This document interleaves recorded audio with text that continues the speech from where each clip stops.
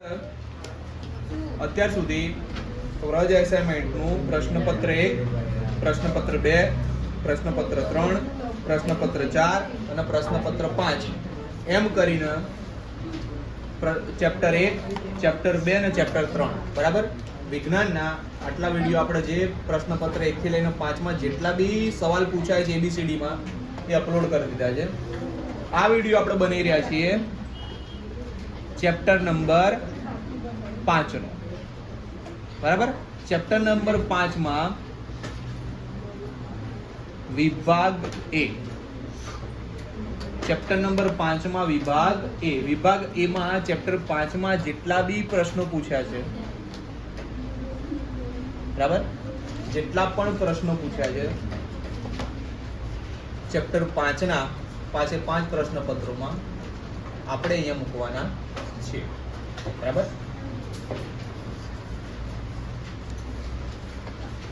તો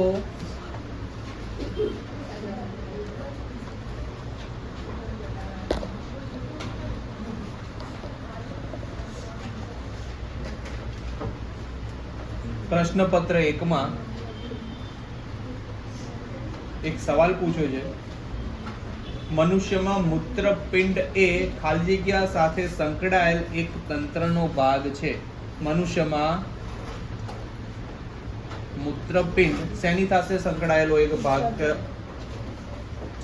તો અહીંયા જવાબ આવશે, શું આવશે?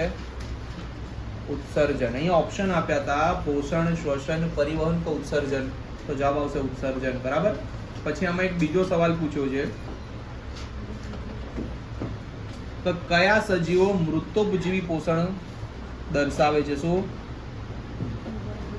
મૃતોપજીવી પોષણ કયા સજીવો દર્શાવે છે? જવાબ આવશે ફૂગ અને બેક્ટેરિયા બરાબર. આવી રીતના પ્રશ્નપત્ર 1 માં આ બે સવાલ ચેપ્ટર 5 ના પૂછેલા હતા. પ્રશ્નપત્ર 2 માં વિભાગ A માં સ્વયંપોષી માટે ખાલી જગ્યા આવશ્યક છે એવું પૂછ્યું છે.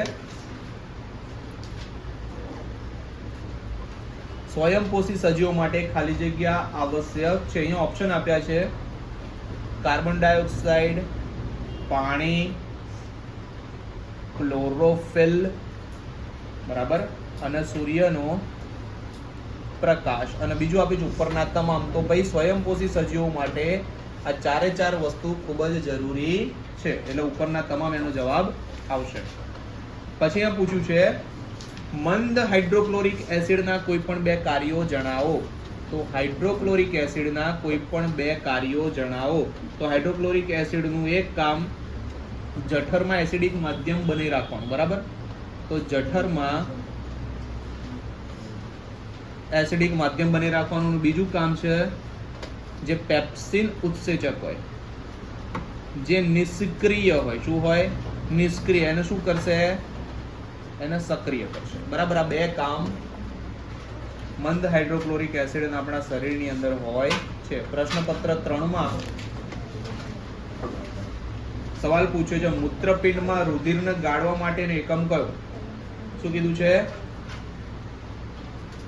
મૂત્રપિંડમાં રુધિર કઈ જગ્યાએ ગળાય? તો શું જવાબ આવશે? મૂત્રપિંડ નલિકા બરાબર. આગળ ચેપ્ટર નંબર 5 નો સવાલ પેપ્સિન ઉત્સેચક ક્યાંથી સ્ત્રવે છે? શું? પેપ્સિન ઉત્સેચક ક્યાંથી સ્ત્રવે? તો જવાબ આવશે જઠરમાંથી સ્ત્રવશે બરાબર. બીજું અહીંયા પૂછ્યું છે એનું કામ શું, એનું કાર્ય શું? તો ભાઈ એનું કાર્ય આવશે જઠરમાં જે પ્રોટીન હોય ને એનું સરસ રીતે પાચન કરાવવાનું બરાબર. 4 નંબરના પ્રશ્નપત્રમાં વ્રજ એસાઇનમેન્ટના વનસ્પતિઓમાં જલવાહક ખાલી જગ્યા માટે જવાબદાર છે. વનસ્પતિમાં જે જલવાહક હોય, જલવાહક પેશીઓ શેના માટે જવાબદાર હોય? તે શું કરે? પાણીનું વહન કરાવશે બરાબર. આગળ પાચક ઉત્સેચકોનું કાર્ય શું? પાચક ઉત્સેચકોનું કાર્ય શું? તો શું હશે? પાચક ઉત્સેચકોનું કાર્ય છે જે જટિલ કાર્બનિક દ્રવ્ય હોય એના પાચન દરમિયાન કેવા બનાવે? સરળ કાર્બનિક દ્રવ્યો બનાવવાનું આનું કામ છે. બરાબર. પ્રશ્ન પત્ર નંબર 5 એમાં ખાલી જગ્યામાં પાયરુવેટના વિઘટન થવાથી કાર્બન ડાયોક્સાઇડ, પાણી અને ઉર્જા ઉત્પન્ન થાય છે. શેમાં? હા, પાયરુવેટનું શું થાય? વિઘટન. અને વિઘટન થઈને શું બનશે? કાર્બન ડાયોક્સાઇડ અને પાણી અને બીજું શું મળશે? ઉર્જા. 3 વસ્તુ ક્યારે બને? પાયરુવેટનું વિઘટન કઈ જગ્યાએ થાય? તો જવાબ આવશે કઈ જગ્યાએ ભાઈ? કણાભ સૂત્ર. બેટા જવાબ આવે પાછળ કોષ્ટકમાં બી છે જો. બરાબર, એકવાર ચેક કરી લો. 5મો શું જવાબ છે? એકવાર ચેક કરી લઈએ. કણાભ સૂત્ર જવાબ ના આવે તો યાર હમણાં હું પાછળ કોષ્ટક જોઈને બેઠો એટલે તો આગળ કશો વાંધો નહીં. અમારે ભૂલકાથી ભૂલ થઈ ગઈ. ભૂલકા જેવો છે નહીં પણ થઈ ગઈ. આગળ અજારક શ્વસન અને જારક શ્વસન અનુક્રમે કોષના કયા ભાગમાં થાય? તો ભાઈ અજારક શ્વસન હોય ને એ તો કોષ રસમાં થાય, એ તો બધાને ખબર છે. પણ જારક શ્વસન હોય ને 2 જગ્યાએ થાય. એક તો કોષ રસમાં થાય અને બીજું કણાભ સૂત્રમાં થાય.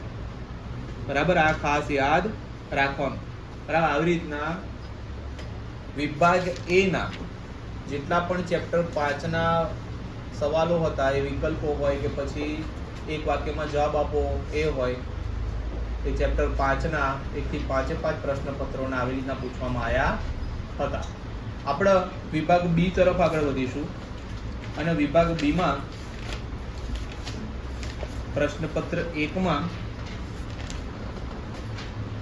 એક સવાલ ચેપ્ટર 5 નો પૂછવામાં આવેલો છે. જેમાં વિભાગ બી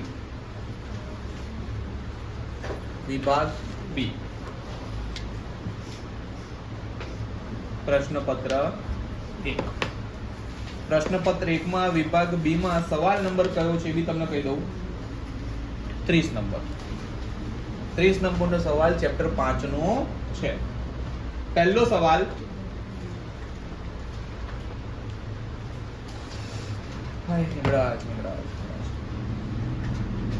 આપણા શરીરમાં હિમોગ્લોબિનની ઉણપના પરિણામે શું થઈ શકે? બરાબર, હિમોગ્લોબિન ઓછું હોય તો શરીરમાં શું થાય એવું પૂછેલું છે. આનો જવાબ તમને પેજ નંબર 26 ઉપર ગાઈડમાં મળી જશે. આ ગાઈડમાં આનો જવાબ છે પેજ નંબર 26 ઉપર.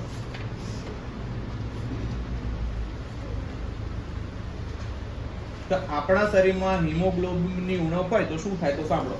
આપણા શરીરમાં હિમોગ્લોબિનની ઉણપ હોય એના પરિણામે આપણા રોગકારક અવસ્થાને પાંડુ રોગ કહીએ છીએ. આપણને થઈ શકે એક રોગ થાય. શું થાય? પાંડુ રોગ. પાંડુ રોગને બીજા કયા નામે ઓળખવામાં આવે છે? એનીમિયા.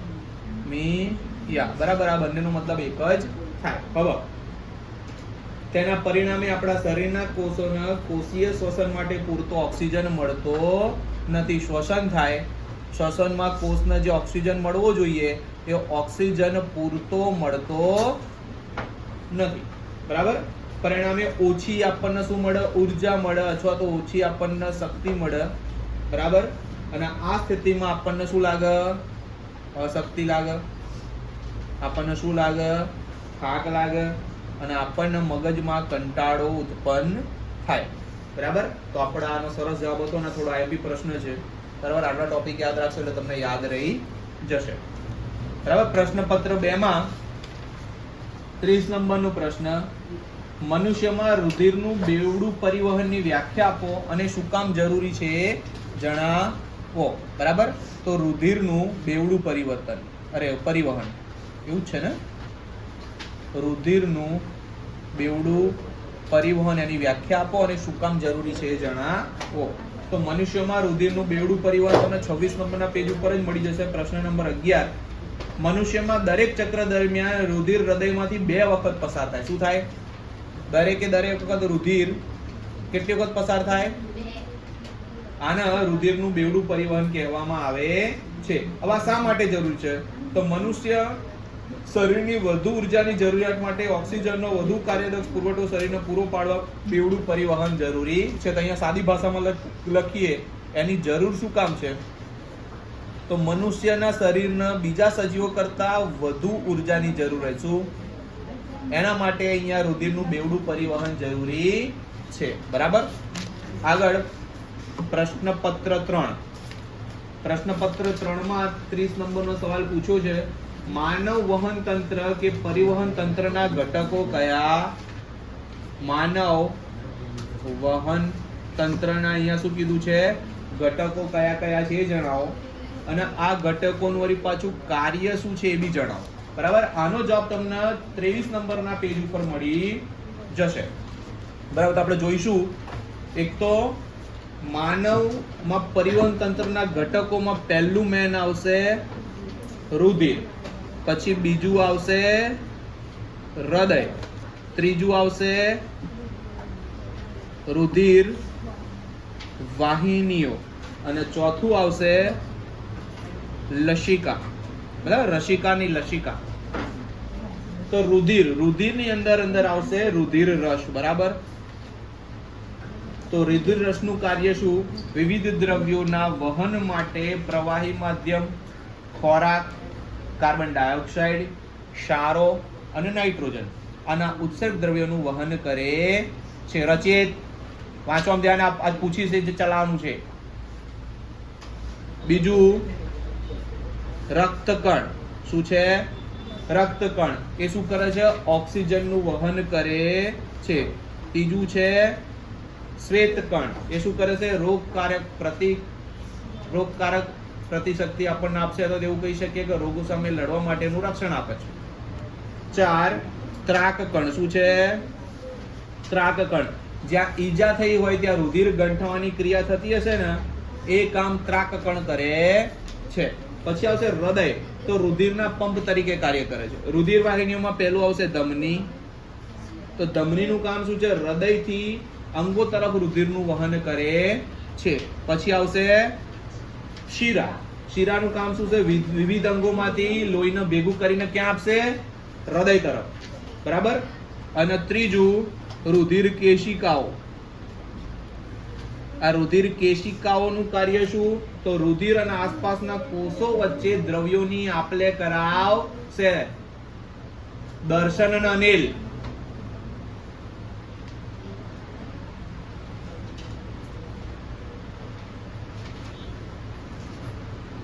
અને છેલ્લે આવશે લસિકા. નાના આંતરડામાં પાચિત ચરબીનું શોષણ કરશે અને આંતરકોષીય પ્રવાહીને રુધિરના પ્રવાહમાં ઠાલવે છે. બરાબર. મોસ્ટ આઈએમપી પ્રશ્ન કહી શકાય. કયા નંબરનો પ્રશ્ન હતો? 30 નંબરનો પ્રશ્ન પ્રશ્નપત્ર 3 માં હતો. બરાબર. હવે પ્રશ્નપત્ર 4 માં વિભાગ બી માં સ્વયંપોષી પોષણ અને વિષમપોષી પોષણ વચ્ચેનો તફાવત.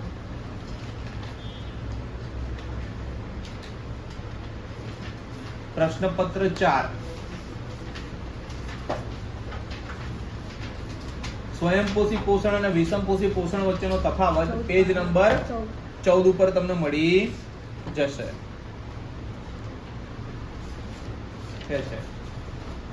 તો આમાં સ્વયંપોષી પોષણમાં શું આવશે? લીલી વનસ્પતિઓ અને કેટલાક જીવાણુમાં આપણને જોવા મળશે. વિષમપોષી પોષણમાં આપણને જોવા મળશે આ પ્રાણીઓ અને ફૂગમાં જોવા મળશે. સ્વયંપોષી પોષણ અકાર્બનિક દ્રવ્યો, કાર્બન ડાયોક્સાઇડ અને પાણીનો ઉપયોગ કરીને ખોરાકનું સંશ્લેષણ કરે છે. વિષમપોષી પોષણમાં આવશે આ પ્રકારના પોષણમાં અન્ય સજીવોમાંથી ખોરાકનો ઉપયોગ થાય છે. સ્વયંપોષી પોષણમાં આવશે આ પોષણ માટે પ્રકાશ સંશ્લેષણ અગત્યની ક્રિયા છે.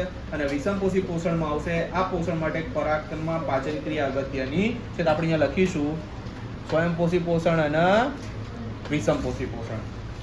તો આમાં શું આવશે? એક તો લીલી વનસ્પતિ. બરાબર. અને જીવાણુઓમાં આ પ્રકારની ક્રિયા જોવા મળશે.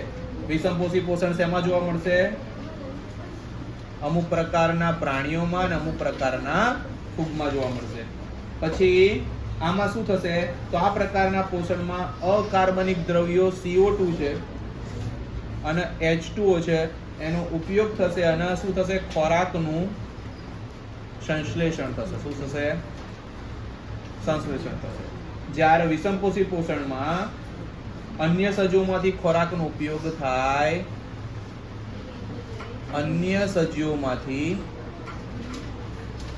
ખોરાકનો ઉપયોગ થશે.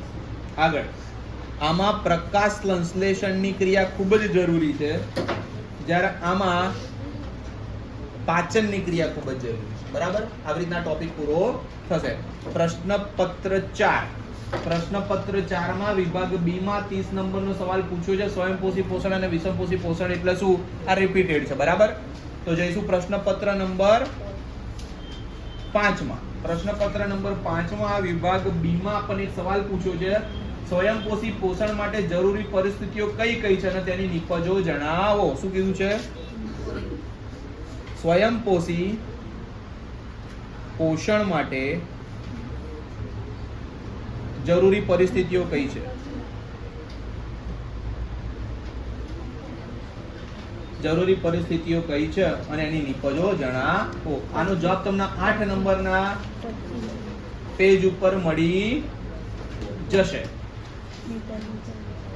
પેજ નંબર 25 ઉપર. પેજ નંબર 25 ઉપર સીધો જ જવાબ છે, તો ત્યાંથી તમને મળી જશે. સ્વયંપોષી પોષણ માટે જરૂરી પરિસ્થિતિઓ કઈ છે? તો પહેલું, ક્લોરોફિલની હાજરી.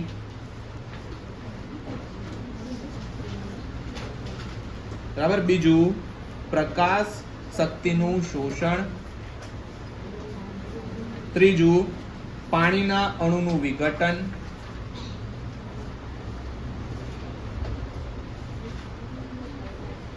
ચાર, કાર્બન ડાયોક્સાઇડનું કાર્બોદિતમાં રિડક્શન. કાર્બન ડાયોક્સાઇડનું કાર્બોદિતમાં રિડક્શન. આટલું થાય, બરાબર, તો સ્વયંપોષી પોષણ વ્યવસ્થિત રીતના થઈ શકે.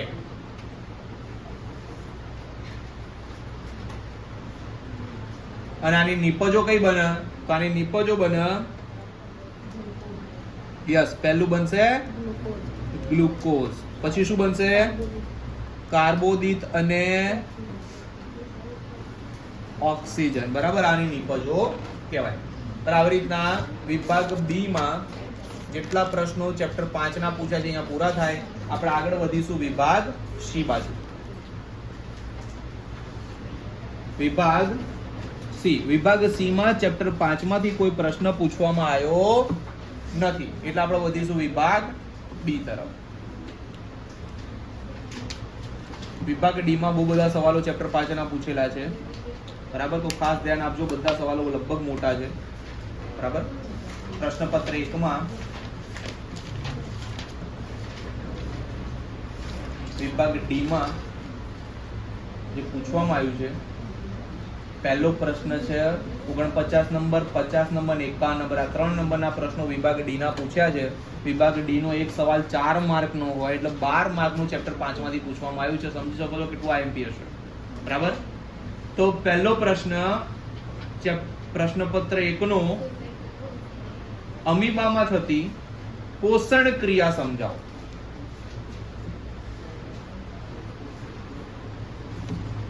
અમીબામાં થતી પોષણ ક્રિયા સમજાવો. આ ખૂબ જ મોસ્ટ આઈએમપી ક્વેશ્ચન છે બોર્ડની એક્ઝામ માટે, પ્રથમ પરીક્ષા માટે. ખરેખર આઈએમપી ક્વેશ્ચન. નાનો જવાબ તમને 11 નંબરના પાના ઉપર મળી જશે. તો આપણે 11 નંબરનું પાનું ઓપન કરીશું આ રીડ કરવા માટે. બરાબર? હવે અમીબામાં થતી પોષણ ક્રિયા ના પૂછે અને જો તમને એવું પૂછે તો એક કોષી સજીવોમાં થતી પોષણ ક્રિયા સમજાવો, તો પણ આ એનું એ જ થયું. તો અહીંયા જોઈશું, અમીબા કોષીય સપાટી પરથી આંગળી જેવા અસ્થાયી પ્રવર્ધો, જેને આપણે શું કહીશું? કુટપાદો. શું કહીશું? કુટપાદ ની મદદથી શું કરશે? ખોરાક શું કરશે? ગ્રહણ કરશે. આ પ્રવર્ધ ખોરાકના કણોને શું કરે? આ પ્રવર્ધ એ ખોરાકના કણોને શું કરે? ઘેરી લે અને તેની સાથે જોડાણ કેળવીને શું બનાવે? અન્નદાની. બરાબર. આ તમે જ્યારે આ જોશો, તમે જ્યારે મેં દોર્યું છે તો તમને ઇઝીલી યાદ રહી જશે કે ઉત્પાદમાંથી એક ખોરાકનું ગ્રહણ કરે. ખોરાકનું ગ્રહણ થતું એ કેવી રીતના થાય, તેની આજુબાજુ એક ખોરાકને ઘેરી લે. ખોરાકને ઘેરીને પછી ત્યાં અન્નધાનીની રચના કરે. આ અન્નધાનીની રચના થઈ જાય પછી આ અન્નધાનીમાં જટિલ પદાર્થોનું વિઘટન થશે. શું થશે? જટિલ પદાર્થોનું શું થશે? વિઘટન થશે. અને વિઘટન થઈને શું બની જશે? સરળ પદાર્થ. બરાબર.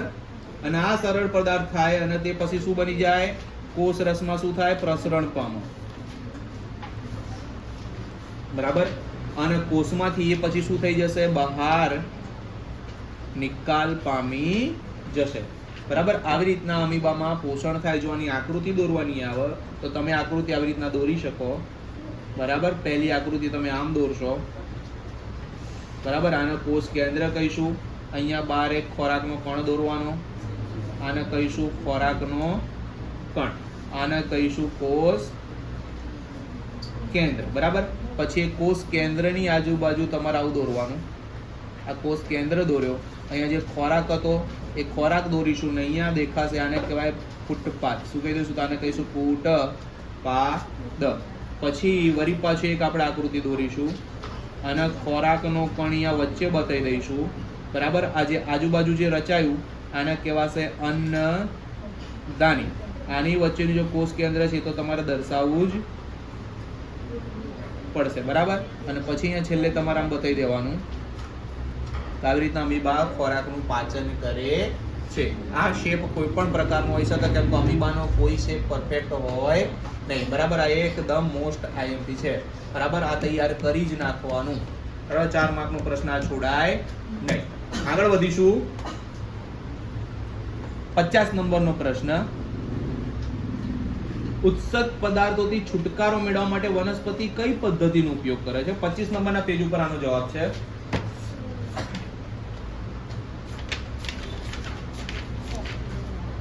તો ઉત્સર્ગ પદાર્થોમાંથી છુટકારો મેળવવા માટે વનસ્પતિમાં કઈ રીતો કે પદ્ધતિઓનો ઉપયોગ થાય છે? તો આપણે એના વિશે વાંચીશું. બરાબર. અને સમજીશું શું કહેવા માંગે છે. બરાબર. વનસ્પતિઓમાં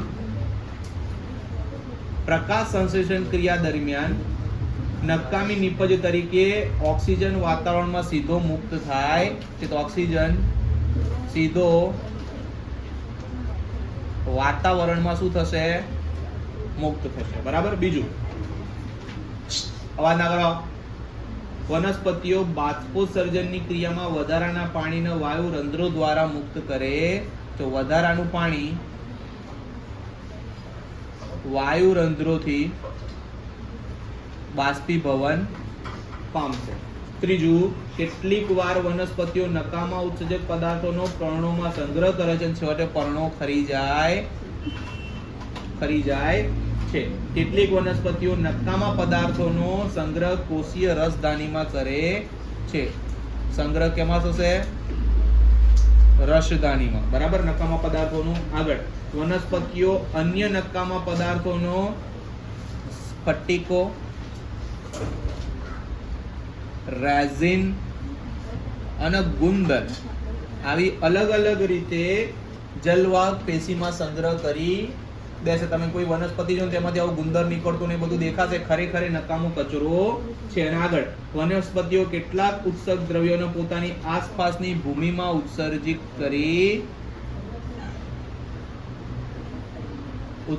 કરી નાખશે. તો આ જે મેં કીધું એ આ સવાલનો જવાબ હતો. તો ઉત્સર્જક પદાર્થોથી છુટકારો મેળવવા માટે વનસ્પતિમાં કઈ રીતે પદ્ધતિનો ઉપયોગ થાય છે? બરાબર. આની જગ્યાએ જો તમને કોઈ એમ કહે કે વનસ્પતિમાં, આવો સવાલ પૂછે, વનસ્પતિઓમાં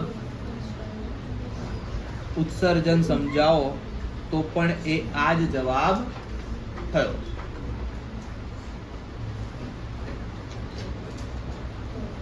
બરાબર. આગળ 50 નંબરમાં એક બીજો સવાલ પૂછ્યો છે. મૂત્ર નિર્માણના પ્રમાણનું નિયમન કેવી રીતે થાય છે? આઈએમપી પ્રશ્ન છે. 50 માં એક સવાલ આ પૂછ્યો છે અને બીજો સવાલ આ પૂછ્યો છે કે ભાઈ મૂત્ર નિર્માણના પ્રમાણનું નિયમન કેવી રીતના થાય છે, બરાબર. સપોઝ આનો સવાલનો જવાબ એટલા માટે જરૂરી છે, એક વસ્તુ સમજો, આપણા શરીરમાં જેટલું પાણી પીએ છીએ અથવા તો જેટલું પ્રવાહી આપણા શરીરમાં છે બધું નીકળી જાય તો આપણા શરીરની હાલત ખરાબ થઈ જાય. મતલબ કે આ ટોપિક ખરેખર કામનો છે કે મૂત્ર નિર્માણ દરમિયાન કેટલું મૂત્ર બહાર નીકળવું જોઈએ, બરાબર. એનું નિર્માણ કેવી રીતના નક્કી કરવામાં આવે છે, તો ભગવાન એવી તો શું સિસ્ટમ સેટ કરી છે આપણા શરીરમાં, તો જોઈશું. મૂત્ર નિર્માણમાં નિયમન શરીરમાં આવેલા વધારાના પાણીની માત્રા અને દ્રાવ્યના ઉત્સર્ગ પદાર્થોની માત્રા વડે થાય છે. તો વધારાનું પાણી કેટલું છે, બરાબર, આ કેટલા પ્રમાણમાં છે, અને બીજું જે દ્રાવ્ય ઉત્સર્ગ પદાર્થો છે આ બંનેની માત્રા હોય ને એ નક્કી કરશે કે કેટલું પાણી શરીરની બહાર જવું જોઈએ. શરીરમાં પાણી અને દ્રાવ્ય ઉત્સર્ગ પદાર્થો વધારે હોય તો વધુ માત્રામાં મૂત્ર નિર્માણ થાય. જો આ વધારે હશે તો મૂત્ર નિર્માણ શું થશે, વધારે થશે. જો શરીરમાં પાણી અને દ્રાવ્ય ઉત્સર્ગ દ્રવ્યો ઓછા હશે, આ ઓછું હશે તો મૂત્ર નિર્માણ કેટલું થશે, ઓછું થશે. આવી રીતના બે વસ્તુ, એક તો કેટલું વધારાનું પાણી છે અને દ્રાવ્ય ઉત્સર્ગ પદાર્થો આપણા શરીરમાં કેટલા છે, આ બંને દ્વારા આપણું શરીર મૂત્ર નિર્માણનું નિયમન કરી શકશે. આઈએમપી પ્રશ્ન હતો, બરાબર. આગળ, મનુષ્યમાં શ્વસન તંત્રની રચના આકૃતિ દોરીને સમજાવો. પ્રશ્ન નંબર 51 શું છે, મનુષ્યનું શ્વસન તંત્ર, બરાબર. મનુષ્યનું શ્વસન તંત્ર સમજાઈશું. તમને આનો આન્સર મળી જશે પેજ નંબર 25 ઉપર, સોરી 17 નંબર ઉપર, 17 નંબર ઉપર. તો મનુષ્યનું શ્વસન તંત્ર આપણે દોરવાનું, બરાબર, જેવું આવડે એવું એકવાર પ્રેક્ટિસ કરી લેવાની, બરાબર. હું તો જોરદાર ડ્રોઈંગ માસ્ટર છું એટલે મને તો જોરદાર આવડે છે, એટલે દોરે તમને ગમશે નહીં, બરાબર. એટલે જાતે જ દોર લેવું, બરાબર. નકર દોરે શ્વસન તંત્ર દેખાશે હૃદય, બરાબર. તો આપણા મનુષ્યના શ્વસન તંત્રમાં કેટલા ભાગ આવે આપણે એના વિશેની વાત કરીશું. તો પહેલો ભાગ આવશે નસકોરા અથવા તેને કહીશું નાસિકા માર્ગ, બરાબર. બીજો ભાગ આવશે એને કહીશું ગળામાં રહેલા અંગો, બરાબર. ત્રીજા ભાગમાં લખીશું આપણે ફેફસા. આપણા ત્રણ વિશે સમજાઈશું એટલે મનુષ્યનું શ્વસન તંત્ર પરફેક્ટ રીતના એક્સપ્લેન થઈ જશે. ભાઈ જે 10મું ધોરણ ઇંગ્લિશ મીડિયમ આવ્યું, બરાબર, એ પોતાનું કાર્યક્રમ આગળ ચાલુ કરી દે, જે આપ્યું છે, બરાબર. જે ડાઉટ હોય પછી મને કહેજો એટલે હું સોલ્વ કરી દઈશ, બરાબર. નસકોરા અને નાસિકા માર્ગ. નસકોરા દ્વારા હવા શરીરમાં જાય છે, બરાબર. આ માર્ગમાં આવેલા બારીક રોમ દ્વારા હવામાં રહેલી ધૂળ અને અન્ય અશુદ્ધિઓ ગળાઈ જાય. નાકની અંદર રોમ આવેલા હોય, રોમ શું કરે, અશુદ્ધિઓને જે કચરો હોય એને શરીરમાં જવા દેતું નથી. આ ક્રિયામાં આ માર્ગનું શ્લેષમ સ્તર પણ મદદરૂપ થાય. તો અહીંયા લખીશું શ્લેષમ સ્તર, બરાબર. બાકી તમે આટલો ટોપિક લખશો એટલે એ એક્સપ્લેન થઈ ગયો. બીજો ટોપિક આવશે ગળામાં રહેલા અંગો. તો ગળામાં કયા અંગો હોય, એક તો કંઠનળી હોય, બીજું હોય સ્વર યંત્ર, ત્રીજું હોય વાયુ નળી, જેને આપણે બીજું શું કહી શકીએ, શ્વાસની નળી. હવાના વહન માટે એક સળંગ માર્ગ બનાવે છે, બરાબર. હવે શ્વાસ નળી ગળાથી ઉર્ષીય ગુહામાં ફેફસા સુધી લંબાયેલી હોય છે. આ ક્યાં સુધી હોય છે, ફેફસા સુધી, બરાબર. આગળ કીધું છે ગ્રીવાના પ્રદેશમાં રહેલી કાસ્તીની વલયમય રચનાઓથી હવાના પસાર થવાનો માર્ગ રૂંધાઈ જતો નથી. શું કીધું, ગ્રીવાના પ્રદેશમાં રહેલી કાસ્તી, આમાં શું રહેલી હોય, તો કાસ્થીની રહેલી હોય. આ કાસ્થીની શું કરે, એ વલયમય રચના હોય જેના કારણે વાયુ છે ને આસાનીથી શરીરની અંદર જતો રહે, રૂંધાય નહીં, બરાબર. આગળ ફેફસા. ઉર્ષીય ગુહામાં એક જોડ ફેફસા આવેલા હોય છે. ફેફસામાં હવાનો માર્ગ નાની નાની નલિકાઓમાં વિભાજન પામે છે. નાની નાની નલિકામાં વિભાજન પામે છે અને અંતે શું થાય? એક ફુગ્ગા જેવી રચના હોય, બરાબર, જેને શું કહેવાય? વાયુકોષ. એમાં પરિણમે છે. વાયુકોષની દિવાલ પર રુધિર કેશો અને વિસ્તૃત જાળીરૂપ રચના હોય છે. વાયુકોષની સપાટી દ્વારા અહીંયા વાત વિનિમય થાય તો આ શું કરે? વાત વિનિમય. આવી રીતના મનુષ્યનું શ્વસન તંત્ર તમે લખી શકો. જેને આખું યાદ નથી રહેતું એ આ મેં દોર્યું છે, જોઈ લેજો, એટલે તમને ઇઝીલી યાદ રહી જશે. દોર્યું એટલે કે એને શ્વસન તંત્ર નહીં દોર્યું, બરાબર, એના ટોપિક્સ કેવી રીતે યાદ રાખવા એના પોઈન્ટ્સ લખ્યા છે, બરાબર. આગળ જઈએ. પ્રશ્નપત્ર 2, બરાબર. પ્રશ્નપત્ર 2 માં વિભાગ ડી માં જઠરરસનું બંધારણ અને તેના કાર્યો જણાવો. 17 નંબરના પેજ ઉપર એના જવાબ મળી જશે.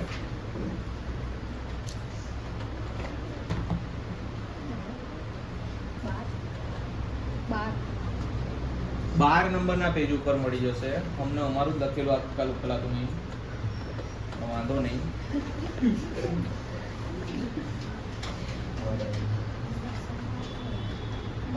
જઠર રસનું બંધારણ અને બેટા એનું શું કાર્ય, તો આપણે એ વાંચીશું કે જઠરની દિવાલમાં જઠર ગ્રંથિઓ આવેલી હોય. શું આવેલી હોય? જઠરની દિવાલ ઉપર શું હોય? જઠર ગ્રંથિઓ. બેટા અવાજ ના કરીશ. તેમાં હાઇડ્રોક્લોરિક એસિડ હોય. શું હોય?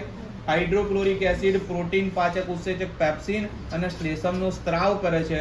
આ બધો મિશ્રણ વાળ લખી નહીં. હાઇડ્રોક્લોરિક એસિડ, પ્રોટીનના પાચન માટે પેપ્સિન, પેપ્સી નહીં, પેપ્સી પીવા ત્યાં ના જતા, અને શ્લેષ્મ, આ ત્રણેયનું મિશ્રણ હોય એને શું કહેવાય? જઠર રસ, બરાબર. હવે બીજો સવાલ શું કરે છે કે આનું કામ શું, બરાબર. તો આનું કામ છે હાઇડ્રોક્લોરિક એસિડ એ એસિડિક માધ્યમ બનાવો. શું હોય? HCl શું કરે? અંદર એસિડિક માધ્યમ તૈયાર કરીને રાખે, બરાબર. પહેલું કામ તો આ. પછી પેલું પ્રોટીનના પાચન માટેનું શું હતું?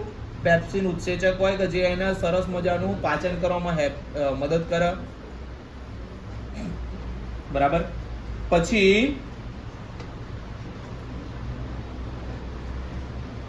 જઠરમાંથી ખોરાકના નાના આંતરડામાં પ્રવેશ મુદ્રિકા સ્નાયુ પેશી દ્વારા નિયંત્રિત થાય છે. તો આખું એનું કાર્ય આવી ગયું. આ કાર્યમાં લખી નાખ્યું.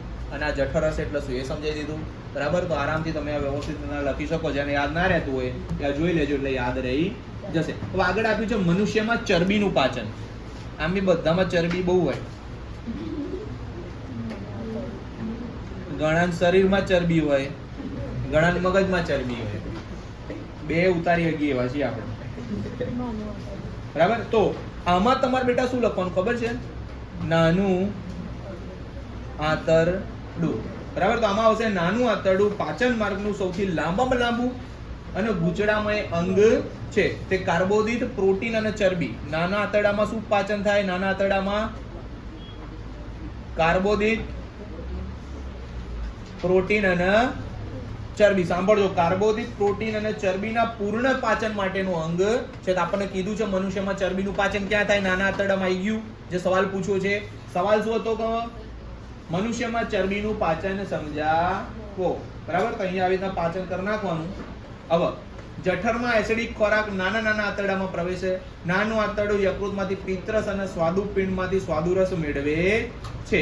આંતરરસમાં આવેલા ઉત્સેચકો પ્રોટીનનું, એમિનો એસિડમાં જટિલ કાર્બોદિત, ગ્લુકોઝનું અને ચરબીનું. અહીંયા આપણને ખાલી ચરબીનું જ પૂછ્યું છે. તો ચરબીનું શેમાં રૂપાંતર થશે? ફેટી એસિડમાં રૂપાંતર થશે અને એનું પાચન થઈ જશે. તો આપણને સવાલ પૂછ્યો તે આ સવાલનો જવાબ અહીંયા સેટ થઈ ગયો, બરાબર. સવાલ ડાયરેક્ટ નથી આપ્યો એટલે આપણે આવી રીતના બનાવવો પડે, બરાબર. વાંચ્યું હોય તો બને, બાકી પછી લોકો બને.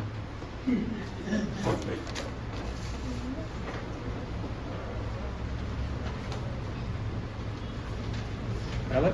50 નંબરનો સવાલ. ભિન્ન પ્રાણીઓમાં ગ્લુકોઝનું ઓક્સિડેશન વડે ઉર્જા પ્રાપ્ત કરવાના વિવિધ પરિપથો કયા છે? IMP question. 18 નંબરના પેજ ઉપર તમારે આનો જવાબ મળી જ જશે. આ વખતે લોચો નથી. બરાબર. આ આખું દોરીશ, તમારે સમજવું પડશે. બરાબર, પરિપથો કયા છે. બરાબર, લખવા જશો તો લખતા જ રહી જશો. તો અહીંયા લખીશું ગ્લુકોઝ. શું હોય? ગ્લુકોઝ. ગ્લુકોઝ કોષ રસમાંથી પાયરુવેટ કરશે. શું કહેશે? અને પાયરુવેટ એટલે કે 3 કાર્બનના અણુ વત્તા ઉર્જા. હવે આ પાયરુવેટ 3 રીતે થાય: ઓક્સિજનની હાજરીમાં, ઓક્સિજનની ગેરહાજરીમાં અને ઓક્સિજન ના હોય ત્યારે. તો અહીંયા લખીશું ઓક્સિજનનો શું હોય? અભાવ. અહીંયા લખીશું ઓક્સિજનની ગેરહાજરી અને અહીંયા લખીશું ઓક્સિજનની હાજરી. તો પહેલા તો ઓક્સિજનની ગેરહાજરી હોય ત્યારે શું થાય? તો એ ઓક્સિજનની ગેરહાજરી અને કહેવાય યીસ્ટ. શું કહેવાશે? યીસ્ટ. અહીંયા બનશે ઇથેનોલ વત્તા CO2 એટલે કે કાર્બન ડાયોક્સાઇડ વત્તા ઉર્જા. પછી ઓક્સિજનનો અભાવ હોય, આવું ક્યારે થાય? આપણા શરીરની સ્નાયુ પેશીમાં. શું થાય? સ્નાયુ પેશીમાં. ત્યારે શું છૂટશે? તો લેક્ટિક એસિડ વત્તા ઉર્જા. લેક્ટિક એસિડ એટલે શું? જ્યારે મેં ચેપ્ટર ચલાવ્યું ત્યારે તમને કીધું હતું કે આપણે જ્યારે બહુ જ દોડીએ ત્યારે આપણે પેટમાં દુખાવો ચાલુ થઈ જાય, ઘણી વખત ઘૂંટણ દુખાવાના ચાલુ થઈ જાય ને આપણે ઊભું રહી જવું પડે. એ શું થયું કે આપણા શરીરે વધારે પડતો લેક્ટિક એસિડ આપી દીધો. આ લેક્ટિક એસિડ કેમ આવ્યો? કે આપણા શરીરના સ્નાયુના જે કોષો હતા એની અંદર ઓક્સિજન મળ્યો નહીં, એટલે શરીરે બચવા માટે તેને લેક્ટિક એસિડનું ઉત્પાદન ચાલુ કરી દીધું. બોલો બરાબર. જે વધારે ફાસ્ટ દોડી શકતું હોય એમાં લેક્ટિક એસિડ ઓછો બનતો હોય. ચિત્તાનું ઉદાહરણ આપ્યું હતું. બરાબર છે? ઓકે. અને ઓક્સિજનની હાજરી તો ક્યાં હોય? કણાભ સૂત્રમાં ઓક્સિજન હંમેશા પડેલો જ હોય. તો કણાભ સૂત્રમાં થશે કાર્બન ડાયોક્સાઇડ વત્તા પાણી વત્તા ઉર્જા. યાદ રાખો એટલે તમને સરસ મજાનું તમે લખી શકો. ના લખી શકો તો મારો હા તો ધ્યાન નહીં આપતો નહીં લ્યો, બીજું કઈક કરે બેઠો બેઠો. ભાઈ એમ જ બોલું ને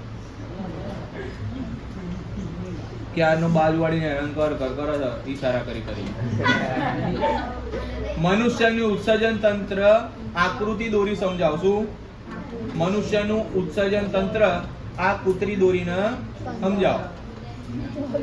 પેજ નંબર 24 ઉપર એનો જવાબ છે. શું બેટા? મનુષ્યનું ઉત્સર્જન તંત્ર. શું? તો મસ્ત મજાનું દોરવાનું, ચીટિંગ કર્યા વગર. બરાબર. એમાં પહેલું આવે મૂત્ર પિંડ, બીજું આવે મૂત્ર વાહિની, ત્રીજું આવે મૂત્રાશય. અનિલ બોલો છો કેમ કે હું ભણું છું એમ. અને આવે મૂત્ર માર્ગ. બરાબર. તો આમાં શું કામ થાય જોઈશું. મૂત્રપિંડ. તો આપણા શરીરમાં એક જોડ મૂત્રપિંડ આવેલી હોય. બરાબર. મૂત્રપિંડમાં રુધિરમાંથી ગાળણ થઈ જાય રુધિરનું, અને અહીંયા શું થાય? તો નાઇટ્રોજન યુક્ત. કેવા? નાઇટ્રોજન યુક્ત ઉત્સર્ગ દ્રવ્યો અહીંયા આવેલા હોય. બરાબર. અને મૂત્રનું નિર્માણ થાય છે. બોલો બરાબર. પછી મૂત્રવાહિની. તો મૂત્રવાહિની મૂત્રપિંડ મૂત્રાશય સાથે જોડાણ કરતી એક લાંબી નલિકા છે. શું કહે છે? કોણ અવાજ કરે છે? મૂત્રપિંડને મૂત્રાશય સાથે જોડતી એક લાંબી નલિકા છે. અહીંયા શું થશે? તો મૂત્રપિંડમાં નિર્માણ થયેલું મૂત્ર મૂત્રવાહિની દ્વારા મૂત્રાશયમાં જશે. તો મૂત્રાશયમાં અહીંયાથી આગળ મોકલશે. મૂત્રાશયમાં શું થશે? તો તે મૂત્રનો સંગ્રહ કરતી એક કોથળી. શું છે?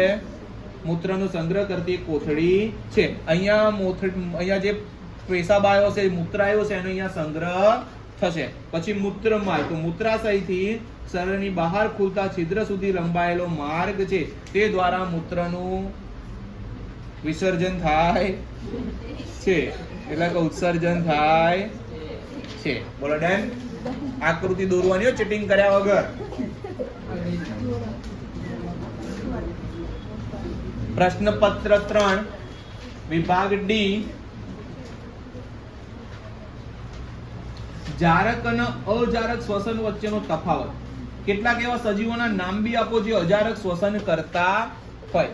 બરાબર. તો આપણે અહીંયા સરસ ક્વેશ્ચન આપણને ગમ્યો અને આઈએમપી ક્વેશ્ચન છે. જારક શ્વસન અને અજારક શ્વસન. પેજ નંબર 26 ઉપર તમને આનો જવાબ બી મળી જશે. બરાબર. તો જારક શ્વસન ક્યારે થાય? તો જારક શ્વસનમાં ઓક્સિજનનો ઉપયોગ થાય, અજારક શ્વસનમાં ઓક્સિજનનો ઉપયોગ થતો નથી. હવે જ્યારે જારક શ્વસન થાય ત્યારે જ્યારે જારક શ્વસન પૂરું થાય ત્યારે એમાં કાર્બન ડાયોક્સાઇડ અને પાણી બંને ઉત્પન્ન થાય, બરાબર. જ્યારે અજારક શ્વસન થાય ત્યારે આ ક્રિયાના અંતે પ્રાણીજન્ય માધ્યમ હોય તેમાં લેક્ટિક એસિડ ઉત્પન્ન થશે અને વાનસ્પતિક માધ્યમ હશે ત્યારે આમાં ઇથેનોલ અને કાર્બન ડાયોક્સાઇડ ઉત્પન્ન થશે. આ યાદ રાખજો. પછી અહીંયા ગ્લુકોઝનું સંપૂર્ણ દહન થાય. શું થાય? ગ્લુકોઝનું સંપૂર્ણ દહન જારક શ્વસનમાં થાય, જ્યારે અહીંયા ગ્લુકોઝનું અપૂર્ણ દહન થાય. શું થાય? અપૂર્ણ દહન થાય છે, બરાબર. અહીંયા અજારક શ્વસન કરતા સજીવોના નામ કીધા હતા. તો અજારક શ્વસન કોણ કોણ કરે? તો એક તો યીસ્ટ, બીજું ફૂગ, ત્રીજું બેક્ટેરિયા અને અંતઃ પરોપજીવી. બરાબર. આ બધા અજારક શ્વસન કરતા સજીવોના ઉદાહરણો છે, બરાબર. આગળ જઈશું. શા માટે આપણા જેવા બહુકોષીય સજીવોમાં ઓક્સિજનની જરૂરિયાત પૂરી કરવા માટે પ્રસરણ એ અપૂરતી ક્રિયા છે? 7 નંબરના પેજ ઉપર આનો જવાબ છે.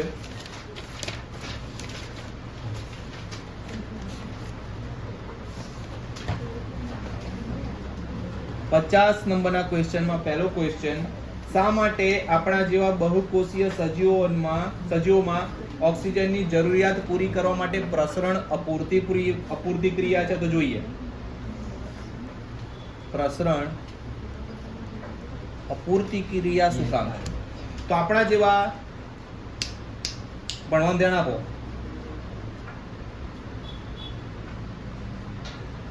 નકર ઘરે જાઓ.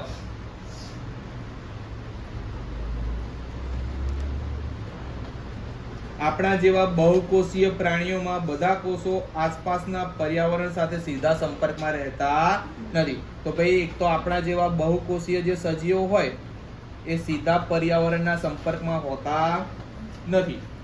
શરીર રચના વધુ જટિલ તેમજ શરીરનું કદ મોટું છે. તો આપણી રચના એક તો બહુ જટિલ છે અને પ્લસ એનું કદ બહુ મોટું છે.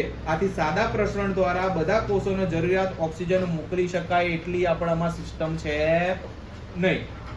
એક ગણતરી મુજબ આપણા ફેફસામાંથી ઓક્સિજનના એક અણુને પગના અંગૂઠા સુધી પહોંચાડવા માટે આશરે 3 વર્ષ જેટલો સમય લાગે. કેટલો? આપણા ફેફસામાંથી ઓક્સિજનનો એક અણુ ઉત્પન્ન થાય ને એ પગના અંગૂઠા સુધી અગર એને પહોંચવું હોય ને તેને ખાલી 3 વર્ષ લાગે, બરાબર. આથી આપણા જેવા બહુકોષીય સજીવોમાં ઓક્સિજનની જરૂરિયાત પૂરી કરવા માટે પ્રસરણ જો હોય તો એ પૂરતી ક્રિયા કરી શકતું નથી, બરાબર. આગળ, કોઈ જીવંત વસ્તુ જીવંત છે તેમ નક્કી કરવા માટે આપણે કયા માપદંડનો ઉપયોગ કરીશું? મોસ્ટ આઈએમપી ક્વેશ્ચન, બરાબર. બોર્ડની એક્ઝામ, પ્રથમ એક્ઝામ બધા માટે તમારા તૈયાર કરવાનો. તો કઈ વસ્તુ સજીવ છે કે તે બધું નક્કી કરવા માટે આપણે પહેલું તો શું કરીશું? હલનચલન જોઈશું. બોલો હા કે ના? પછી એ વૃદ્ધિ કરે છે કે નહીં એ તપાસ કરીશું. એ શ્વાસોશ્વાસ કરે છે કે નહીં એ તપાસ કરીશું. અને એની કોષ રચના ચેક કરીશું, બરાબર. આટલી વસ્તુ ચેક કરીશું તો આપણને ખબર પડી જશે એ જીવંત છે કે નહીં, બરાબર. જીવંત છે કે નહીં. આગળ વધીશું. સ્વયંપોષી પોષણ અને વિષમપોષી પોષણનો તફાવત સમજાવો, બરાબર. સ્વયંપોષી પોષણ અને વિષમપોષી પોષણનો તફાવત સમજાવો. તો આપણે અહીંયા સમજાવી દીધેલો છે, બરાબર. એટલે હું નહીં સમજાવું, બરાબર. મને ગળું દુખતું હોય. આગળ વધીશું. શું છે લે? પ્રશ્નપત્ર નંબર 4. ફેફસામાં વાયુકોષની અને મૂત્રપિંડમાં મૂત્રપિંડ નલિકાની રચના અને તેની ક્રિયાવિધિની તુલના કરો, બરાબર. આપણે હવે પહેલા તો આ બેની વાયુકોષની ફેફસાની જે રચના છે અને મૂત્રપિંડમાં મૂત્રપિંડ નલિકાની જે રચના છે આપણે સમજાવી દઈએ એટલે આની તુલના થઈ ગઈ જ કહેવાય. 17 નંબરના પેજ ઉપર આનો જવાબ આપણને મળી જશે.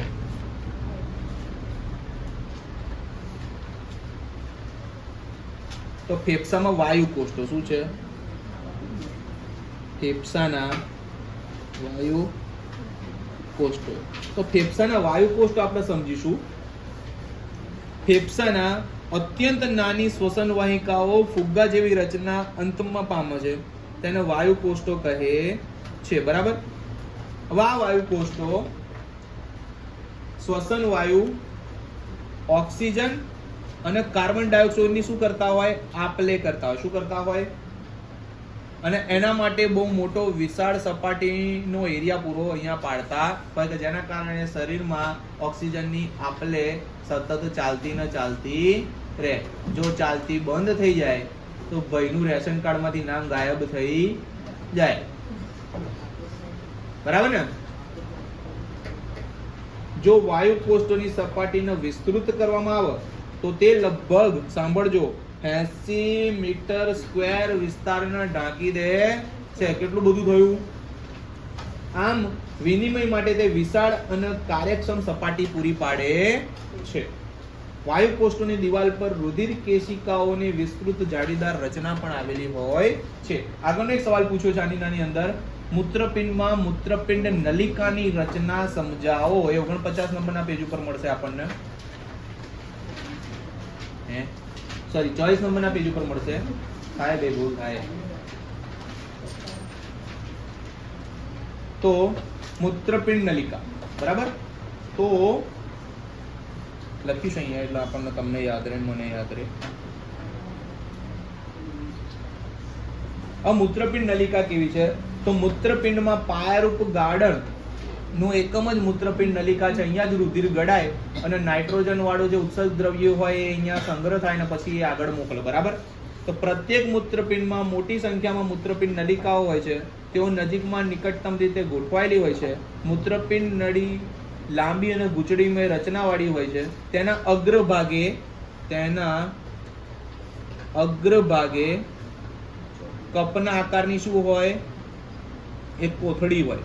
એ કોથળીને શું કહેવાય? બાઉમેનની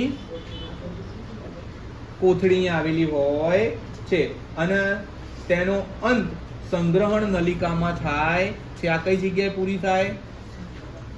સંગ્રહણ નલિકા. બાઉમેનની કોથળીમાં પાતળી દિવાલવાળી રુધિર કેશિકાઓનું ઝુમખું ગોઠવાયેલું હોય છે, જેને રુધિર કેશિકા ગુચ્છ કહે છે. આમાં શું હોય? રુધિર કેશિકા ગુચ્છ. બરાબર. હવે આ જે વસ્તુ હતી બાઉમેનની કોથળી શું કરે? તો સીધી વસ્તુ હતી કે અહીંયા એ મૂત્રનું સંગ્રહ કરે છે. બરાબર ને? પછી આગળ એને મોકલે છે. તો અહીંયા મેન વસ્તુ શીખવાની હતી. મૂત્રપિંડ નલિકામાં બાઉમેનની કોથળી હતી. બરાબર. આગળ છે 50 નંબર.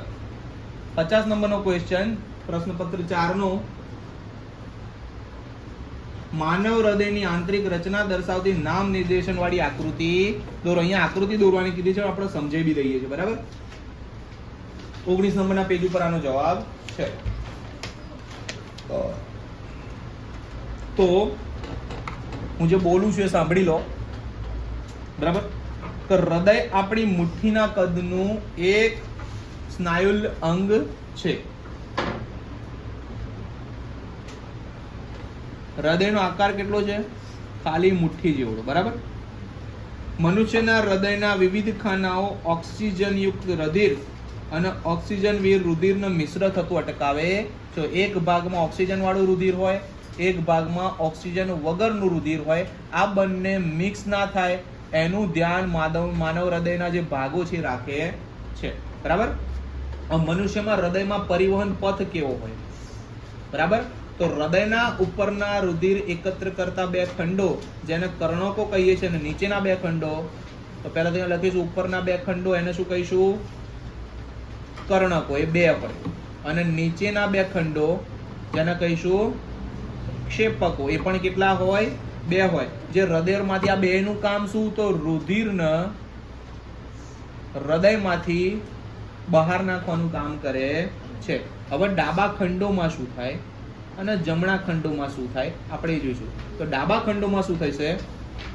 તો ફેફસામાંથી ફૂસ્ફૂસ શિરાઓ, ફેફસામાંથી આગળ ડાબા ખંડોમાં ફેફસામાંથી ફૂસ્ફૂસ શિરા દ્વારા ઓક્સિજન વાળું રુધિર હૃદયના ડાબા કર્ણકમાં આવે છે.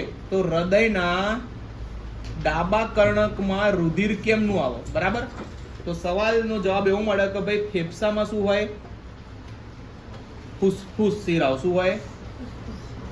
ફૂસ્ફૂસ શિરાઓ છે, એવું નામ છે ને, જેમાં શું હોય? ઓક્સિજન વાળું રુધિર હોય અને એ રુધિર ડાબા કર્ણકમાં આવે છે. બરાબર. ડાબું કર્ણક પાતળી દીવાલ ધરાવતો હૃદયનો ડાબી તરફનો ઉપરનો ખંડ છે. રુધિર મેળવતી વખતે હવે જ્યારે આમાં રુધિર આવે, બરાબર, ત્યારે ડાબું કર્ણક શું પામે? શિથિલિન. શિથિલિનનો મતલબ શું થાય? મોટું થવું. બોલો ડન. મોટું થશે. હવે ડાબું કર્ણક પછી શું કરશે? સંકોચન પામશે. શું કરશે? અને સંકોચન પામે એટલે શું થાય? એમાંથી રુધિર આગળ વધે. બરાબર. સંકોચન પામશે જ્યારે ડાબું ક્ષેપક શું થશે? ડાબું ક્ષેપક આ સંકોચન પામશે તો ડાબું ક્ષેપક શું થશે? શિથિલિન પામશે. બોલો હા કે ના? એ શિથિલિન પામશે. આથી ડાબા કર્ણકનું રુધિર ડાબા ક્ષેપકમાં દાખલ થાય. તો આ પ્રક્રિયાના કારણે ડાબા કર્ણકમાંથી રુધિર ડાબા ક્ષેપકમાં દાખલ થશે. બોલો બરાબર. જ્યારે સ્નાયુમય ડાબું ક્ષેપક સંકોચન પામે ત્યારે રુધિર ધમનીકાંડમાં ધકેલાઈને શરીર વિવિધ ભાગો પર પૂરું પાડશે. અહીંયાથી રુધિર વાહિનીઓમાં રુધિર વિવિધ અંગો બાજુ આગળ જશે. બરાબર. હવે આવશે જમણા ખંડોમાં.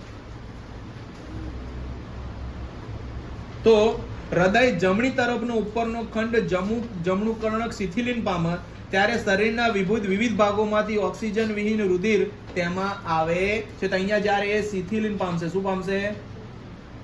ત્યારે ઓક્સિજન વગરનું રુધિર આમાં દાખલ થશે. બોલો બરાબર. જ્યારે જમણું કર્ણક જમણું કર્ણક શું થશે? સંકોચન પામશે. શું થશે? સંકોચન પામશે એટલે કે દબાશે. બરાબર. ત્યારે આ રુધિર જમણા ક્ષેપકમાં દાખલ, ત્યારે અહીંયાથી રુધિર જઈને ક્યાં જશે? જમણા ક્ષેપકમાં. આ સમયે જમણું ક્ષેપક શિથિલિન પામશે. હવે કોઈની અંદર આવે ત્યારે એ શું થયું હોય? તે શિથિલન પામેલું હોય. શિથિલન પામેલું હોય એટલે કે પોડું થયેલું હોય એટલે એની અંદર રુધિર આવી જાય. જમણા ક્ષેપકમાંથી આ રુધિરને ઓક્સિજન યુક્ત થવા માટે ફેફસાના પંપમાં ધકેલવામાં આવે છે. શું થશે? જે જમણા ક્ષેપકની અંદર રુધિર આવેલું છે ને કેવું છે? ઓક્સિજન વગરનું. તો એને ઓક્સિજન વાળું કરવા માટે શું કરવામાં આવશે? એને ફેફસામાં નાખવામાં. બોલો ડન. જ્યારે કર્ણકના ક્ષેપક સંકોચન પામે ત્યારે વાલ્વ તેની વિરુદ્ધ દિશામાં રુધિર પ્રવાહને અટકાવવાની ક્રિયા કરે છે. આ દરમિયાન શું થશે? જ્યારે કર્ણક હોય અને ક્ષેપક હોય એ શું પામતો હોય? સંકોચન પામતો હોય ત્યારે એની અંદર વાલ્વ હોય. વાલ્વ શું કરશે? તેની વિરુદ્ધ દિશામાં રુધિર હોય ને એને અટકાઈ નાખશે કે જેના કારણે એની બહાર એ રુધિર જતું રહે નહીં અને જ્યાં મોકલવાનું છે ત્યાંનું ત્યાં જ મોકલી દે. વાલ્વ મતલબ કે એક પ્રકારનું બૂચ. બરાબર. ક્ષેપકના શરીરના વિવિધ ભાગોમાં રુધિર ધકેલવાનું હોવાથી કર્ણકની તુલનામાં ક્ષેપકની દિવાલ કેવી હોય? જાડી હોય. ક્ષેપકનું કામ શું હોય? તો રુધિરને બધે મોકલવાનું કામ કરવાનું હોય. બરાબર. આવી રીતના તમે હૃદય દોરી અને આને સમજાઈ શકો. જેને બી રુધિરનું પરિવહન અથવા તો માનવ હૃદય યાદ નથી રહેતું, બરાબર, એ આ એક કોષ્ટક જોઈ લેજો જે મેં દોર્યું છે તો તમને ઇઝીલી યાદ રહી જશે. આગળ વધીશું. શ્વસન એટલે શું ને શ્વસનના પ્રકારો જણાવો. તો ભાઈ શ્વસન એટલે શું અને શ્વસનના પ્રકારો. તો શ્વસનના બે પ્રકાર છે, જારક શ્વસન અને અજારક શ્વસન. બરાબર. એક ટોપિક એમાં છે, આપણે એ જોઈ લઈશું. 5 મિનિટ આપો. તો એવું પૂછે કે શ્વસન એટલે શું? તો સજીવ કોષમાં કોષીય જરૂરિયાત માટે ઉર્જા પૂરી પાડવા ગ્લુકોઝ જેવા ખોરાક સ્ત્રોતનું ઓક્સિજનની હાજરી કે ગેરહાજરીમાં વિઘટન થવાની ક્રિયાને શું કહે છે? શ્વસન. બરાબર. તો સીધી વસ્તુ, શરીરને જે ઉર્જાની જરૂર હોય છે એ ઉર્જા માટે જે ખોરાક આપણે શરીરમાં નાખ્યો હોય, બરાબર, એનું પાચન થાય. હવે પાચન બે રીતે થાય, ઓક્સિજનની હાજરીમાં અથવા તો ઓક્સિજનની ગેરહાજરીમાં. અને જે ઉર્જા મળે પાચન થયા પછી એને શ્વસન કહેવામાં આવે છે. શ્વસનના બે પ્રકાર છે. કેટલા પ્રકાર? શ્વસનના બે પ્રકાર. એક તો કયું? જારક શ્વસન ને બીજું કયું? હવે જારક શ્વસન અજારક શ્વસન વિશે આપણે અહીંયા ચલાવી દીધું એટલે મને માફ કરો, બીજી વાર બોલવું નથી. બરાબર? આગળ વધીએ. પ્રશ્નપત્ર 5, છેલ્લું પ્રશ્નપત્ર, એનો વિભાગ ડી. વિભાગ ડી માં ઉચ્ચ કક્ષા 49 નંબરનો ક્વેશ્ચન. ભિન્ન પ્રાણીઓમાં ગ્લુકોઝના ઓક્સિડેશન વડે ઉર્જા પ્રાપ્ત કરવાના વિવિધ પરિપથો કયા છે? તો એ પ્રશ્ન નંબર મેં તમને ચલાયો. ભિન્ન સજીવોમાં ગ્લુકોઝના ઓક્સિડેશન થી ઉર્જા પ્રાપ્ત કરવાના વિવિધ પરિપથો મેં ચલાવી દીધા એમ. ઓકે, આ એનો જવાબ છે. બરાબર? પાયરુવેટ વાળો તો એ જ છે ને, તો મેં તમને ચલાવી દીધો છે. ઓકે, તો 50 નંબરનો પ્રશ્ન આમાં આવશે પાયરુવેટ વાળો જવાબ, જે મેં ઓલરેડી આગળ ચલાવી દીધો છે. 50 નંબરનો, ઉચ્ચ કક્ષાની વનસ્પતિઓમાં વહન તંત્રના ઘટકો કયા છે? 23 નંબરના પેજ ઉપર તમને આનો જવાબ મળશે. તો ઉચ્ચ કક્ષાની વનસ્પતિઓમાં વહન તંત્રના ઘટકો કયા? એક તો આવશે જલવાહક, બરાબર, અને બીજું આવશે અન્નવાહક. બરાબર? આ એના જવાબ હતા. આગળ સવાલ 50 માં પહેલો સવાલ હતો. બીજો સવાલ, વનસ્પતિઓમાં પાણી અને ખનિજ ક્ષારનું વહન કેવી રીતે થાય છે? વનસ્પતિઓમાં પાણી અને ખનિજ ક્ષારનું વહન કેવી રીતે થાય છે?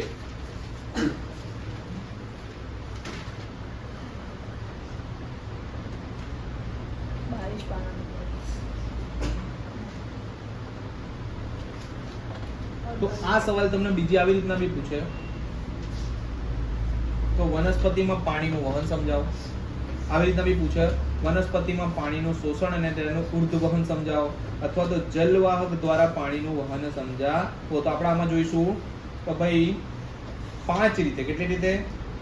5 રીતે વનસ્પતિમાં પાણી અને ખનિજ ક્ષારોનું વહન થાય. 5 રીતે ના કહેવાય, 5 અંગો દ્વારા, 5 રીત દ્વારા. બરાબર? તો આપણે જોઈશું પહેલો આવશે પાણીના સંવહનનો માર્ગ. પાણીના સંવહનનો માર્ગ. પછી બીજું આવશે મૂળ દ્વારા પાણીનું શોષણ. બરાબર? પછી આવશે પાણીનો સ્તંભ. પછી આવશે મૂળ દાબ દ્વારા પાણીનું વહન, અને આવશે બાષ્પોત્સર્જન. તો જોઈએ પહેલો ટોપિક, પાણીના સંવહનનો માર્ગ. તો મૂળ પ્રકાંડ અને પર્ણોમાર્ગની જલવાહિનીઓ અને જલવાહિનીઓ પરસ્પર જોડાઈ અને પાણીનો આગળ જવા માટેનો એક વહન માર્ગ તૈયાર કરે છે. મૂળ દ્વારા પાણીનું શોષણ, એટલે આપણને ખબર છે જમીનમાંથી પાણીનું શોષણ કરીને વનસ્પતિના વિવિધ ભાગો તરફ પાણીને આગળ વધતું કરે છે. બરાબર? આગળ આવશે પાણીનો સ્તંભ. મૂળ અને ભૂમિની વચ્ચે સંકેન્દ્રણ તફાવત દૂર કરવા માટે મૂળની જલવાહક તરફ થતા પાણીના પ્રવાહથી પાણીનો સ્તંભ નિર્માણ પામે છે. મૂળ દાબ દ્વારા, તો મૂળના કોષો દ્વારા પાણીના શોષણથી સર્જાતા દબાણથી પાણી જલવાહક ઘટકોમાં વહન પામે છે. વધુ ઊંચાઈ ધરાવતી વનસ્પતિઓમાં પાણીના વહન માટે આ દબાણ અપૂરતું હોય છે. રાત્રિ દરમિયાન પાણીના ઉદ્વહન માટે મૂળ દાબ જરૂરી છે. આથી વનસ્પતિ શરીરના સૌથી ઊંચા સ્થાન સુધી પાણીના વહન માટે અન્ય પરિબળ પણ અસરકારક હોય છે. અને છેલ્લું બાષ્પોત્સર્જન. તો વનસ્પતિમાં હવાઈ અંગો દ્વારા પાણી બાષ્પોત્સર્જન ગુમાવવાની ક્રિયાને બાષ્પોત્સર્જન કહે છે, જે વાયુ રંધ્રો કરતા હોય. આવી રીતના અહીંયા જે ટોપિક હતો એ પૂરો થાય. આમાં એક ત્રીજો પ્રશ્ન હજુ પૂછ્યો છે, વનસ્પતિમાં ખોરાકનું સ્થળાંતર કેવી રીતે થાય છે? બરાબર? તો વનસ્પતિમાં ખોરાકનું સ્થળાંતર કેવી રીતના થાય આપણે એ જોઈ લઈએ. એ બી તમને 22 નંબરના પેજ ઉપર 49 નંબરનો સવાલ મળી જશે. બરાબર? તો પ્રકાશ સંશ્લેષણની દ્રાવ્ય નિપજોના વહનના સ્થળાંતર કહેવામાં આવે છે. સ્થળાંતર સાથે સંકળાયેલી સંવહન પેશીના અન્નવાહક કહે છે. પ્રકાશ સંશ્લેષણની નિપજો ઉપરાંત એમિનો એસિડ અને અન્ય પદાર્થો અન્નવાહકમાં વહન પામે છે. આ પદાર્થો મુખ્યત્વે મૂળ તેમજ સંગ્રહ દ્વારા અંગો, બીજ, ફળ તેમજ વૃદ્ધિ પામતા ભાગો તરફ વહન કરે છે. અન્નવાહકમાં સ્થળાંતર દરમિયાન ઉર્જાનો ઉપયોગ થાય છે. હવે આ ઉર્જા એટીપી માંથી પ્રાપ્ત ઉર્જાના ઉપયોગથી અન્નવાહકમાં શર્કરા સ્થળાંતર પામે છે. તેથી થતો આશ્રુતિ દાબનો વધારો પેશીમાં પાણીમાં પ્રવાહ પ્રેરે છે. આ દબાણથી અન્નવાહકમાં દ્રવ્યો ઓછા દબાણ ધરાવતી પેશી તરફ વહન પામે છે. આમ વનસ્પતિની જરૂરિયાત મુજબ અન્નવાહકમાં દ્રવ્યોનું વહન થાય છે. બરાબર. તો એટીપી ના શર્કરા દ્વારા અહીંયા વહન ચાલુ થાય. જે જગ્યાએ ઓછું દબાણ હોય ત્યાં એ વહન જાય અને ત્યાં જે પદાર્થ જોઈતો હોય વહન દ્વારા ત્યાં પૂરો કરવામાં આવે. આવી રીતના અન્નવાહક પેશી દ્વારા દબાણ પૂરું કરવામાં આવે છે, જેને આપણે સ્થળાંતર કહીએ છીએ. બરાબર. આ પ્રશ્ન બીજી રીતના બી પૂછે કે સ્થળાંતરણ એટલે શું? અન્નવાહકમાં પદાર્થોનું સ્થળાંતરણ સમજાવો, તો અન્નવાહકમાં ખોરાક અને અન્ય પદાર્થોનું સ્થળાંતર સમજાવો, તો તમારે સમજાવવાનું. બરાબર. આગળ, પ્રકાશ સંશ્લેષણ થવા માટે કઈ ક્રિયાઓ જરૂરી છે? 8 નંબરના પેજ ઉપર તમને આનો જવાબ મળશે. તો પ્રકાશ સંશ્લેષણ થવા માટે કઈ ક્રિયાઓ જરૂરી છે? તો પ્રકાશ સંશ્લેષણ થવા માટે ક્વેશ્ચન નંબર છે 51 નો પહેલો. બરાબર. તો પ્રકાશ સંશ્લેષણ માટે પહેલું તો ક્લોરોફિલ દ્વારા પ્રકાશ ઉર્જાનું શોષણ થાય. બીજું, પ્રકાશ ઉર્જાનું રાસાયણિક ઉર્જામાં રૂપાંતર થતા પાણીના અણુઓનું હાઇડ્રોજન અને ઓક્સિજનમાં વિઘટન થાય. બરાબર. અહીંયા વિઘટન થાય. અને ત્રીજું, કાર્બન ડાયોક્સાઇડનું કાર્બોદિતમાં રિડક્શન થાય. કાર્બન ડાયોક્સાઇડનું કાર્બોદિત સમજણ ના પડે તો ગ્લુકોઝ, એમાં શું થાય? રિડક્શન થાય. તો આટલી ઘટનાઓ પ્રકાશ સંશ્લેષણની ક્રિયામાં જરૂરી છે. આના કારણે જે પ્રકાશ સંશ્લેષણ થતું હોય. અને મૂત્ર નિર્માણની ક્રિયા સમજાવો. 24 નંબરનું પેજ. બરાબર. અને 24 નંબરનું પેજ જે મૂત્ર નિર્માણની ક્રિયા સમજાવો, તો મેં હમણાં તમને ચલાવી દીધું. એ જ મૂત્ર નિર્માણની પ્રક્રિયા કહેવાય છે. મૂત્ર કેવી રીતના બને? એવી રીતના બને. અને મૂત્રનું ઉત્સર્જન આપણે જે હમણાં ચલાવ્યું એ તમે લખી શકો છો. આવી રીતના આ ટોપિક પૂરો થાય. બરાબર. અને 5 નંબર જે હતું ચેપ્ટર, જે પ્રશ્નપત્ર 1 થી 5 માં ABCD માં જેટલું પૂછ્યું હતું એ આપણે અહીંયા ચલાવી દીધું. હવે નેક્સ્ટ વિડીયો જે મૂકવામાં આવશે એમાં ચેપ્ટર નંબર 6 આપણે અપલોડ કરીશું. બરાબર. આના સિવાય આપણે જ્યારે વિજ્ઞાન પતી જાય પછી આપણે ગણિતના પ્રશ્નપત્રો જે સોલ્વ કરેલા છે એ મૂકી દઈશું. બરાબર. અને ઇંગ્લિશનું ગ્રામર આપણે ચલાવવાની કોશિશ કરવાના છીએ. તો પ્રથમ પરીક્ષા પહેલાં આપણે આટલું અપલોડ કરવાની કોશિશમાં છીએ. આની સાથે સાથે વિજ્ઞાનના જેટલા પણ પ્રથમ પરીક્ષાના જે કોર્સમાં ચેપ્ટર છે એ બધાનું એક રિવિઝન કરીએ છીએ લાઈવ લેક્ચરથી. તો તમારે જો જરૂર હોય તો તમે મારા યુટ્યુબના પ્લેલિસ્ટમાં જઈને જોઈ શકો છો. નહીં તો સાંજે 6 સવા 6 લગભગ રોજ લેક્ચર હોય તો તમે એમાં પણ જોઈન થઈ શકો છો. બીજા લોકોને મોકલવું જે લોકો ભણતા હોય, લોકોનો સવાલો તો ભણતા હોય લોકોનો. Thank you.